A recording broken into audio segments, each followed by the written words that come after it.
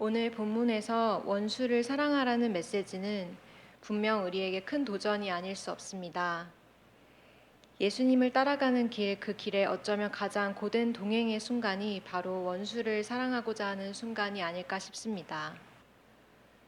원수는 누구이고 어떻게 생겨나는 것일까요? 누구나 그의 삶에 크고 작은 원수는 존재할 것입니다. 뿐만 아니라 나를 박해한다고 여겨지는 자도 있을 것입니다. 그러나 어떤 경우에는 사랑하는 가족들을, 아끼는 사람들을 애정 섞인 표현으로 이 왼수 같은 누구누구라고 지칭하기도 합니다. 우리는 드라마에서 한 캐릭터의 입체적인 모습이 묘사되는 것을 종종 보곤 합니다.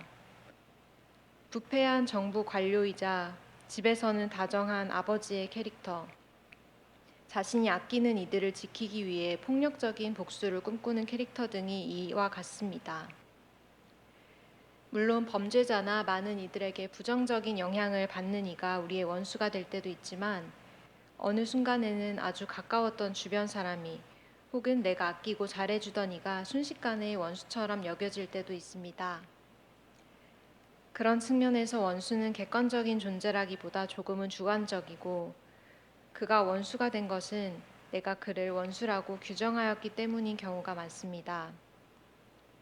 어찌되었든 한번 원수라는 타이틀로 누군가가 우리 마음속에 자리하게 되면 그는 잊고 있을 무렵 불쑥 나에게 찾아와 나를 괴롭게 하고 어느 경우 내 마음의 평정심을 앗아가고 나의 마음의 주도권을 뺏어가기도 합니다.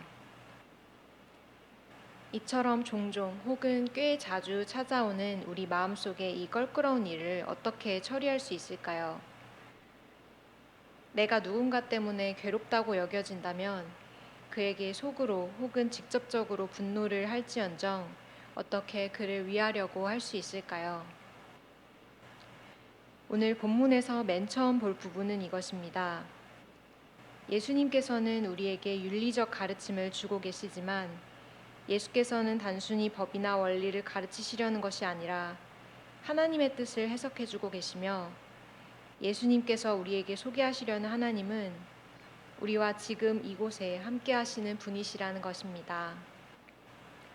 특히 원수를 사랑하라는 44절의 요청은 하나님께서 모든 이들에게 자신의 빛을 고루 비추신다는 45절과 연결되는데 이 말씀들은 우리의 관심을 저 먼 하늘나라나 종말 이후로 돌리는 것이 아니라 바로 지금 하나님께서 통치하시는 이 세계로 돌려놓는 역할을 합니다.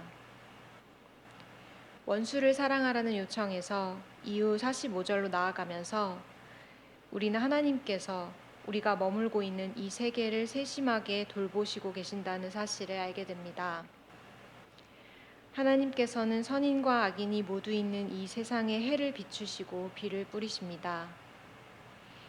하나님께서 당신의 피조 세계를 끊임없이 통치하시고 돌보신다는 것이 이 45절의 주요 요지입니다. 예수님께서 말씀하신 하나님은 이 세계의 창조자이자 통치자이신 하나님이시며 또한 예수님께서는 이에 그치지 않고 하나님을 우리가 사는 이 현실의 자리에 초청하고 우리로 하여금 이 살아계신 하나님을 직접 대면할 수 있도록 하나님을 우리에게 소개하고 계신 것입니다. 다시 원수 사랑의 요청으로 돌아가 보겠습니다. 오늘 본문에서도 분명 원수의 존재가 드러납니다. 45절에서는 악인과 불의한 자로 원수가 표현됩니다. 너희 원수를 사랑하고 너희를 박해하는 자를 위해 기도하라. 그러나 이를 진정 일상에서 우리가 실현할 수 있을까요? 우리는 정말 남을 용서할 수 있을까요? 혹은 용서해야만 할까요? 우리가 애는 써보겠지만 정말 그 이상의 무엇인가로 나아갈 수 있는 것일까요? 이 질문들은 모두 우리의 관점에서는 해결되지 않을 것입니다. 이러한 질문들은 오히려 의아하게도 우리가 우리의 그 모든 권리를 내려놓을 때, 내가 나를 부인하고 오히려 하나님 앞에 있는 나로 둘 때 그 해결의 첫 발걸음을 떼게 될 것입니다. 세상에 선한 이와 악한 이가 있고 그 중에 내가 선한 이에 속한다고 해도 그 모두는 결국 하나님의 심판대 앞에 서게 될 것이고 그 자리에서 나는 어떻게 나의 의로움을 주장할 수 있겠습니까? 우리가 선행을 하며 살아갈 수 있겠지만 우리의 몇 가지 알량한 선행으로 우리가 하나님 앞에서 우리 자신의 온전함과 거룩함을 주장할 수 있을지요? 우리가 선한 자라 하여도 우리의 선함을 하나님의 선함과 비할 수는 없을 것입니다. 우리가 이처럼 살 수 있는 것은 나의 나된 것은 오직 하나님의 은혜이기 때문입니다. 예수께서는 이 어렵게 느껴지는 원수 사랑의 요청을 하나님의 본질과 연관지어 말씀하십니다. 본문의 결론에서는 우리에게 온전하여질 것을 요청합니다. 그러므로 하늘에 계신 너희 아버지의 온전하심과 같이 너희도 온전하라. 그리고 우리가 온전할 근거는 바로 하나님 그 자체입니다. 그러므로 오직 하나님의 은혜를 묵상함으로 하나님의 온전하심을 기반 삼아 우리는 그저 기도와 또 실질적인 행위를 통해 원수 사랑의 길로 계속 나아갈 뿐입니다. 기도는 무엇입니까? 가장 기본적으로는 하나님을 부르는 행위입니다. 우리는 하나님께 입술을 열어 혹은 마음으로 짧게 혹은 길게 나의 여러 가지를 아뢰 수 있습니다. 그것이 나의 단순한 기분이든 소망이든 혹은 어떤 것이라도 기도를 하는 순간 우리는 하나님을 향해 우리를 열게 됩니다. 그러나 우리가 하나님께 우리 자신을 열 때 하나님께서도 분명 우리에게 본인을 보이십니다. 기도의 순간 우리는 하나님께 그리고 그 깊은 영적 세계에 닿게 되는 것입니다.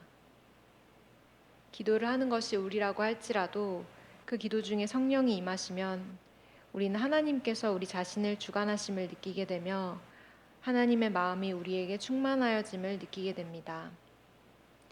사랑이신 하나님을 만나고 하나님의 사랑이 나에게 있음을 느끼게 된다면 나의 생각과 나의 삶, 나의 모든 것은 더 이상 나만의 것이 아님을 알게 됩니다. 이제 나는 기도를 통해 하나님의 사랑을 내 안에 담게 되는 것입니다. 원수를 사랑하는 것은 먼저 나를 비우고 내 안에 하나님을 요청하는 것을 통해 시작됩니다. 또한 원수를 사랑하는 것에 필요한 것은 결국 우리의 행위입니다. 성경에서는 원수를 우리의 삶의 구체적인 순간에서 계속 극복해 나갈 것을 촉구합니다. 예수님께서는 분명 마음이 청결한 자가 하나님을 볼 것이라고 말씀하셨습니다. 이는 우리가 마음을 정결하게 가다듬는 작업을 물론 해야 함을 의미합니다. 그러나 성경에서는 분명 행위의 중요성도 강조합니다. 본문에서 이러한 원수 사랑의 요청은 그저 형식적인 원리나 율법적인 측면이 아닙니다. 그렇다고 가장 우선시돼야 하는 가치로 표현되고 있지도 않습니다. 그보다도 사랑한다는 것은 성경에 따르면 우리가 세상을 대하는 태도에 가깝습니다. 또한 어떤 의미에서는 하나님을 신뢰하고 하나님께 모든 것을 맡기고 염려하지 않는 것으로 표현되기도 합니다. 행위가 수반되지 않는 사랑이란 좀처럼 이해하기 어려운 개념일 것입니다. 사랑한다고 하면서 상대에게 해가 되는 행동을 할 수는 없을 것이기 때문입니다. 우리가 하나님께서 나를 사랑하심을 알고 동시에 나를 비롯한 다른 이들도 사랑하심을 알았다면 그 감동으로 우리는 그저 원수를 묵묵히 사랑하기 위해 애쓸 뿐입니다. 예수께서 오늘 우리에게 하나님에 대하여 말씀하셨습니다. 그분은 세계를 창조하셨고 돌보시는 분이십니다. 그리고 우리가 그분을 요청할 때 하나님께서는 값없는 사랑을 다시 깨달아 알게 하시며 우리를 그분과 함께하는 새로운 세상에 거하도록 초대하십니다. 우리가 살고 있던 세계에 머물던 우리의 시선과 관점은 이제 하나님의 것으로 변화하게 됩니다. 우리는 비로소 우리가 살고 있는 이 세계가 하나님의 세계임을 알게 됩니다. 우리는 하나님의 피조물이며 주의 세계에서 사는 자들입니다. 그러므로 이 세계에서 우리가 가지고 있던 여러 가지 고통과 염려, 편견과 분노는 이제 주님의 세계 안에서는 통하지 않는 언어가 되는 것입니다. 하나님께서 주시는 자유와 평안의 세계에 거하십시오. 온전하신 하나님께서 우리가 온전케 되도록 도우실 것입니다.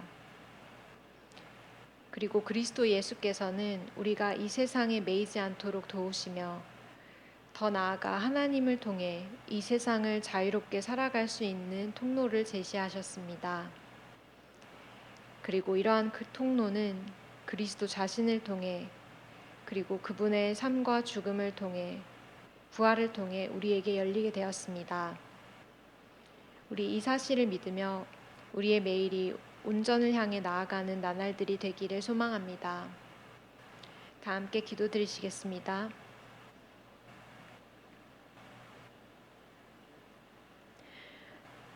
하나님 감사합니다. 이 세계를 창조하시고 우리 각 사람을 돌보아 주시니 감사합니다. 우리가 주님을 부를 때 주께서는 언제나 동일한 사랑으로 우리에게 말씀하심을 압니다. 우리가 이제는 우리의 시선을 주님께 돌려 하나님의 그 세계로 초청받기를 원합니다. 나의 주변의 모든 것들을 젖혀두고 주님의 세계를 이 땅 위에서 누리기를 소망합니다. 우리와 동행하여 주시옵소서. 감사드리며 예수 그리스도의 이름으로 기도합니다. 아멘. 하늘에 계신 우리 아버지여, 이름이 거룩히 여김을 받으시오며 나라가 임하시오며 뜻이 하늘에서 이루어진 것 같이 땅에서도 이루어지이다. 오늘 우리에게 일용할 양식을 주시옵고 우리가 우리에게 죄 지은 자를 사하여 준 것 같이 우리 죄를 사하여 주시옵고 우리를 시험에 들게 하지 마시옵고 다만 악에서 구하시옵소서. 나라와 권세와 영광이 아버지께 영원히 있사옵나이다. 아멘.